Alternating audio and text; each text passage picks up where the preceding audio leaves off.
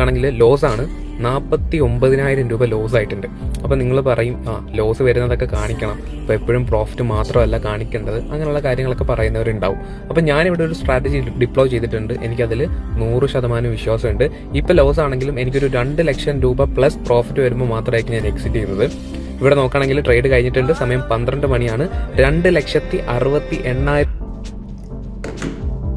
100% work ചെയ്യുമെന്നുള്ള വിശ്വാസം എനിക്കുണ്ട്. വളരെ ഡേഞ്ചറസ് ആയിട്ടുള്ള ഒരു സ്റ്റേറ്റ്മെൻ്റ് ആണ് ഈ റീൽസിലൂടെ പറഞ്ഞേക്കുന്ന കാര്യം എന്ന് പറയുന്നത്. ട്രേഡിങ്ങിൽ ഏത് സ്ട്രാറ്റജിയാണ് 100% വിന്നിംഗ് റേഷ്യോ ഉള്ളത്? ലോകത്തെ നമ്പർ 1 ട്രേഡർ ആയിട്ടുള്ള കഴിഞ്ഞ 30 വർഷമായിട്ട് 66% CAGR ജനറേറ്റ് ചെയ്ത ജിം സൈമൺസിന് പോലും വിന്നിംഗ് റേഷ്യോ എന്ന് പറയുന്നത് വെറും 51% മാത്രമാണ്.